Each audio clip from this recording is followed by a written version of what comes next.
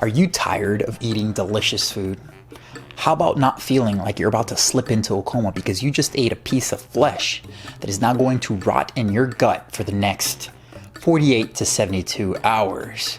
Maybe a little bit less, maybe a little bit more.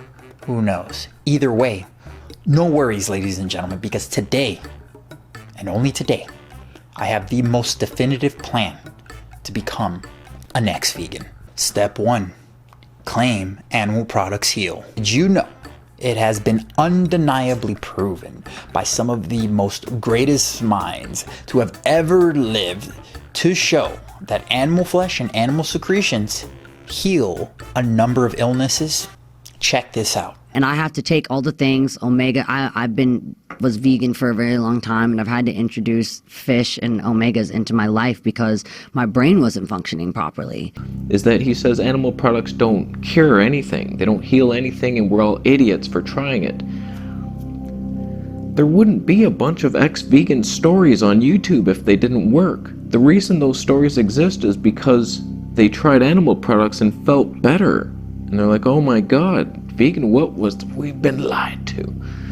They work, they heal. The reality is animal products can heal the body, and it's not selfish to want to go that path. It's like, I debate it, I don't want to do it, but I can't argue with the results, so I'm just gonna go and feel better. And how do you feel now, since you made the change a year and a half, a year ago? This is how he feels. I can do that again. I couldn't do that. Do it again. One more time. One more time. Wow. Were you not able to do that anymore? I stopped moving. I was getting injured. All my joints were getting really bad. Wow. It's not a nice place to be.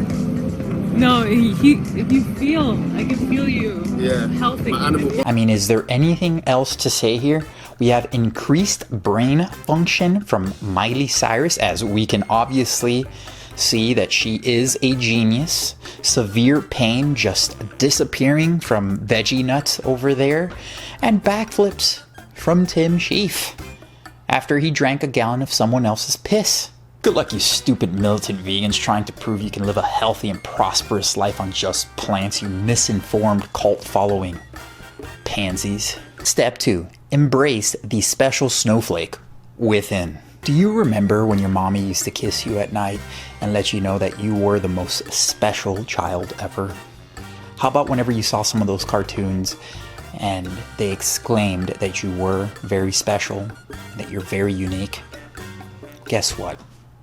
It's all true. There's a lot of people that function really well with that, but some people, everybody's different. You know, we all have different ancestors, and our ancestors come from different parts of the world. Like, it's a nightmare, I understand it, but we don't have a choice. What's the choice? I'm not going to suffer and be depressed the rest of my life. I have to feel good to make a living, to be a happy spouse. Decision. Yeah, it's like what you said today. What for me was I had to be super honest with myself and ask myself, like, is this really working out for you, or are you just holding on to something and you're in denial about something that is no longer working for you? Well, that's the best meat. I realize that there's, things that are good for other people, like the kale and the vegetables and all this stuff, the blueberry, and then for me, it's really poisonous. It's not good. That stuff's bad for you? Yeah, that stuff's not good for my blood type and my health conditions and all that stuff. And most people, trust me on this, it ain't as simple as that. People's bodies are differently. Some people can crack on with veganism, right?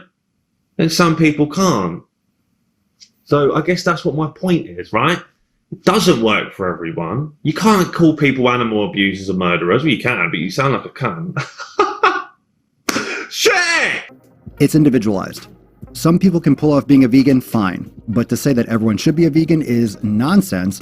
And to demonize Miley Cyrus for talking about how it affected her health negatively is also nonsense, because it does for most people, which is why most people don't stick to it. Just not satisfying for a human body. Just doesn't make sense for most people, okay? Well, there you have it.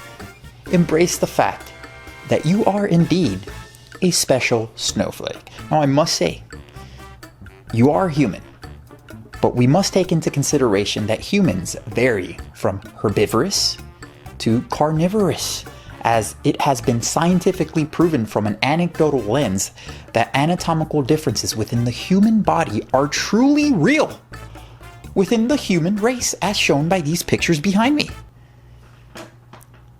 So embrace that snowflake mentality, because damn it, you are special, and humans require the flesh and secretions of animals to heal their ailments, as previously shown. Step 3. Use appeals to futility, nature, or popularity whenever possible. Everyone on the planet, 99% of the people are eating meat. So like, you're regular now. You're a normal human being. You're not doing anything different. It's not murder. It's animals dying like they do in the wild. You can't call a lion a murderer. He's just eating. He's eating dinner. It's dinner, not murder. Same with us. Some of us need it. So some of us are part lion. We need to hunt. It's dinner, not murder. It was tough, but acknowledging that probably thousands of animals had died for my choices as a vegan anyway. They just weren't on my plate. They just weren't an ingredient. But in factories and in production lines of all, vegan products and soy products and bread and everything like that, there's harvesting that goes on that kills insects and rodents and birds. And there's animals dying for all of our choices. And coming to terms with that was tough, a tough reality check. But it helped me to make that step and go, okay, if an animal's going to die, let it at least nourish me, my body, and I can pray for it and know which animal died for my choice. So that really helped me pull through. Let's say animals have souls, right? Is it just farmyard animals that have souls? Do you not see souls in rats, mice, fox, deer, etc.? No? Nah, they'll be alright. Nah, they'll be alright, fuck them. So do you think these little animals have souls? You see these dogs here who've been trained to viciously maul small animals, rats, mice, rabbits, fox. Do you think they have souls, buddy? This is what happens when you consume your organic vegetables. Oh, there goes another one. He's fucked. Oh no, but hold on. It's unintentional, right? Ah, shit. Sorry. Optimal nutrition. Yeah, we have a choice. High nutritious foods, okay? But then obviously you're having to pay for the slaughter of animals, okay? All right, that's one. All low shit food, all having to pay, and then whilst eating that shitty food, having to contribute to the death and suffering of lots of other animals. Nothing's perfect in this world. You're killing tons of animals by picking up crops and shit with the machines and everything. Why don't you just, have some meat and just shut up, just have some meat. If you object to killing animals, do you disinfect your mouth with mouthwash? What about the poor little bacteria? Well, they're not really animals, but, they're alive. They're alive, you're killing them. What about when you walk around in the yard and step on nematodes? Nematodes don't have a right to be in your yard uninterrupted in their little crawly business by your feet squishing them into protoplasm? Now listen here, you damn vegans. All you frickin' vegans are gonna shut the hell up about all this killing that is going on, because you vegans are killing endless amounts of bugs and rodents to harvest the plants that only you eat. No one else eats, especially those animals. You see, the animals that are enslaved only eat grass because it says it on the label, and that's it. These grass-fed animals are never supplemented with anything, and they live a very prosperous life, actually the best lives, for a fraction of what they're supposed to live. And then they willingly give their lives for the taste buds and convenience of billions of people around the world. Hashtag suck on that, vegans. Step 4, use Brofessors as a reference to support your bias. A lot of people, when they go vegan, what they're doing, one of the best things that they're doing is they're eliminating all the bullshit. They're eliminating all the trans fats and all the terrible shit that a lot of people eat that isn't vegan. Yeah.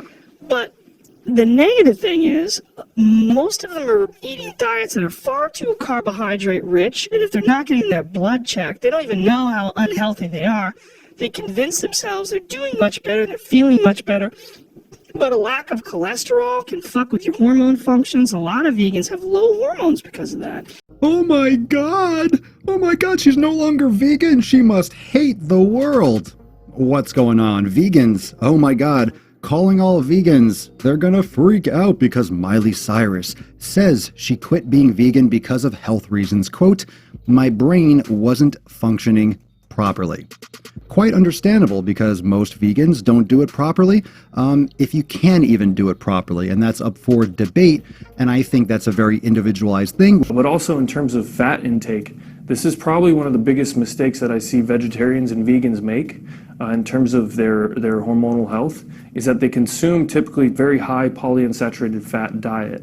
And in general, it doesn't matter if you eat meat or not, if you're consuming a lot of polyunsaturated fats, you're going to have problems with your hormone production, specifically with androgen production.